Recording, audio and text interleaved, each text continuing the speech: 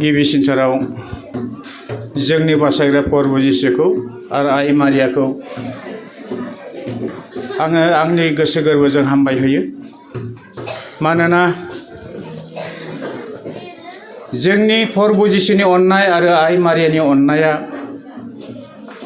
लागारबो जों साफ्रोमबो बिश्वासिफोरजों थाफानायखाय जोङो बेबादि मोजां मोजां समफोरखौ मोननो हाफ्लेबाय थायो।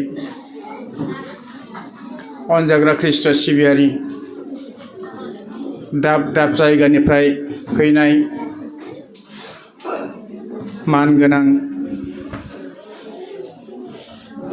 गेदेमा नोंथांमोन, आइ आफा बिदा फंबाय आरो बिब' बिनानावफोर, गिबियाव आं इसोर आफाखौ हामबाय होनायजों लोगोसे जोंनि बासायग्रा प्रभु जिसुखौ हामबाय होनायजों लोगोसे आइ मारियाखौबो आङो हामबाय होयो।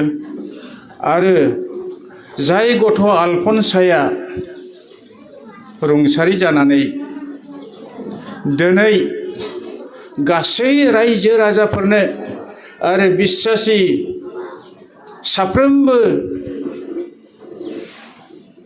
बेमारिफोरनो एबा फोथायारि साफ्रोमबोनि थाखाय बेयाव जेब्लाबो नुजाफैबाय थानाय रायजोफोरनो बिस'नानै जाय गथ'आ होफ्लेबाय थायो बेखौ आङो बिसास खालामो। बिसास खालामनायजों लोगोसे आङो हामबाय आरो हामबाय होयो जोंनि फंबाय दैमालु बर' नार्जारिखौ। मानोना बानो रोङा, मेंनो रोङा आरो जेननो रोङा, दुखु निदान खैफोद आरो बायदिसिना जाथाय आरो बायदिसिना सोंखारि जानाय गाज्रि बेबादिनो मुंख'जानाय आं नुबोनो मोनबाय बिनि जिबनाव। आरो दासिमबो बियो मेङाजासे बियो मावगासिनो दङ बे ज्योति मिनिस्ट्रिखौ आरो दैदेनगासिनो दङ जोंनि प्रभु जिसुनि अननाय आरो आइ मारियानि हेफाजाबाव। आं बिनिखायनो जाय व्यक्ति मेंनो रोङै फंबाय दैमालु, आं बेखौ गोसो गोरबोजों हामबाय होदों। जिहेथु बियो गोबाव समनिफ्रायनो रिट्रिट लायोमोन आरो आङो बिनि रिट्रिटआव बाहागो लाफ्लायबाय थायोमोन। आं बारा गोबाव जायाखै बे खेबाव फैनाया, थांनाय 2025 मायथाइयाव फ्राय खनथामसो आं फैबाय आरो दिनै आङो 2026 मायथाइनि दिनै 13 जानुवारियाव आं दिनै नुजाथिफैनो हाबाय। आङो बेवहाय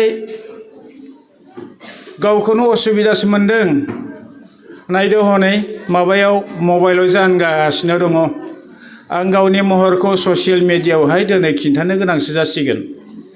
आं बिराद लाजिनाय मोनो आरो बिराद असुबिदा मोनो ससियेल मिडियायावहाय गावनि महरखौ देखायनो थाखाय।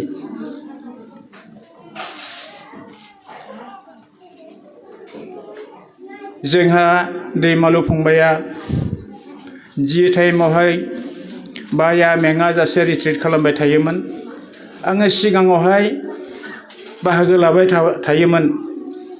गेजेर खन्द'आवहाय बियो जेब्ला अनेक जारलाजों आरो अनेक बायदिसिना मुंख'जानायजों बदनाम होजायो, आंनाव शर्ट नांफैयो।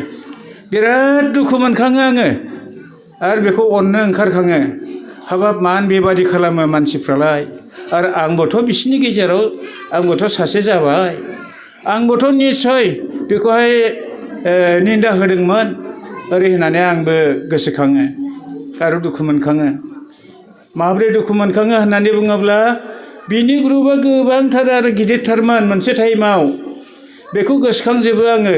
ओजों क'क्राझारनिफ्राय लानानै मा बुङो बेंटलथिंनिबो निस्सय दङमोन जानांगौ, बङाइगाव साइडनि आरो गोबां जायगानिफ्राय दङमोन बिनि ग्रुपआ आरो बिश्वासिफ्रा। नाथाय बिसोरो दा दाब दाब गावबागाव जायगायाव निस्सय मावदों खोमा।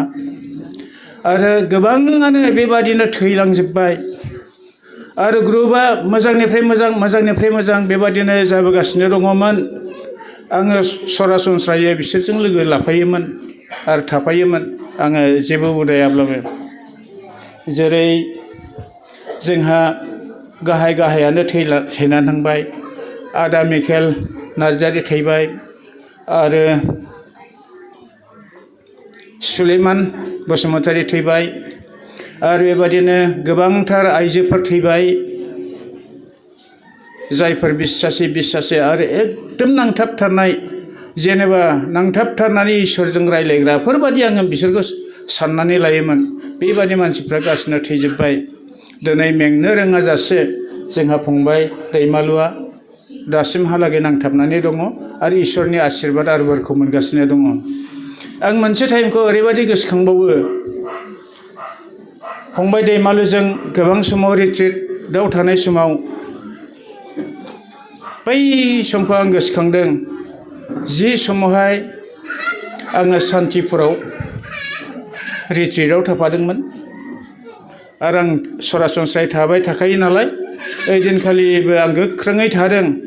थानानै जेब्लाना सोखाजानायखौ बयबो मोनो आरो आंबो बिनि हान्जायाव दं नालाय, सोरबा ताबिज गाननाय, सोरबा अनेक रोखोम बायदिसिना जाह्रि जानाय, बेफोरबादिखौहाय आं नुनो मोनदों। बिसेसकै बिखांनायनि लास्टआव ताबिजखौ जेब्ला सावो, सावनाय टाइम जाबाय नालाय, आशिष होआजासे आं आशिषखौ नेयाखिसै। फाथो सेरखा दंमोन बे समावहाय, दैलाङाबो जोबाखैमोन नालाय, एसे रानफुन्दा लानानै आङो एकदम होबाय।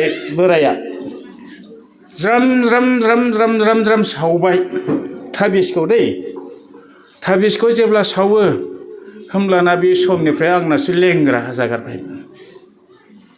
लेंग्रा जाबाय आङो ओइदिनखालिनिफ्राय। लेंग्रा जाबाय नालाय, फंबाय मा जाखो? आं थाबायनो हायाखिसै माथो, आं लेंग्रा जाबाय माथो। नाथाय फंबाय दैमालुआ बिनानै होबाय आरो बेबादिनो दायया बेनो, आङो नोंखौ सावनो होदोंब्लाबो आं आशिष होआखैमोन, आङो सावनायनि टाइमखौ खिन्थाथ'वाखैमोन, नों सावग्रोबाय बेखायनो बेबादि जाबाय आदा। बेबादि बुंनायखाय दे होमबालाय। खिन्थु उनावहाय जथेस्थ' मोजाङाव फैबाय आरो मोजाङाव फैनानै लासै बेथ' रोदि थैयाखिसै नालाय, दानिया रोदि थैयाखिसै नालाय, आंबोथ' एसे माबायावहाय थाबाय, दुरबलताव थाबाय। है बेफोर जेबो नंलालै, मानसिनाव थाखायो बेफोरबादिया। गासैबो सोखा जानायखौ मोनोब्लालाय बोरैथो जाबावनो, लानांगौ रुजुननानै। बेबादिनो आंबो मोनसे टाइमाव प्रसारकमोन नालाय, माने आरोबाव पाटना ग्रुपनि रिट्रिट होग्राफोरजों आङो लाबाय ढेकियाजुलियाव जेब्ला रिट्रिटआव थायो, आंहाथ' बे मिजिवनाया आरो बे सानाया दंबाय थायो। जाय सोखा जाबाय बिसोरो एसे गसंनानै टेस्टिमनिखौ होदो गावबा गाव।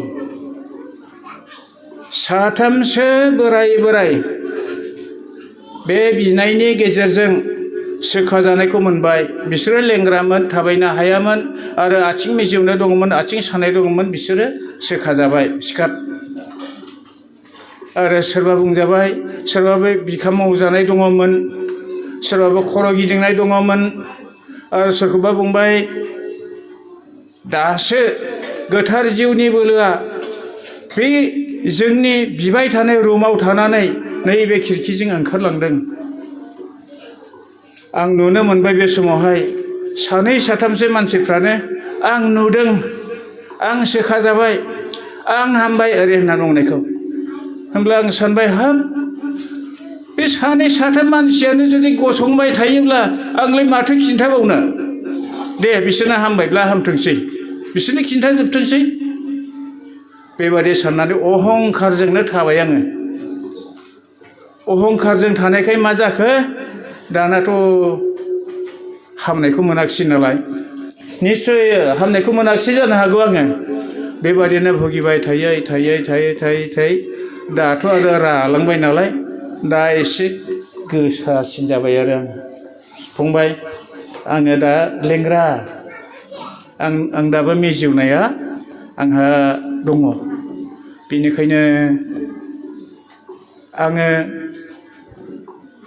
बे रिट्रिटनि गेजेरजों आं बेखौनो बुंनो सानो, अनजाग्रा ख्रिस्ट' सिबियारि रायजो राजाफोर, जिथुनाखि बिसास, नोंखौ सोखाबाय नालाय सोखाबाय होननानै नोङो एकदम थारलायै एकदम फोथायनानै थाथारनाया बे जोंनि कर्तब्य।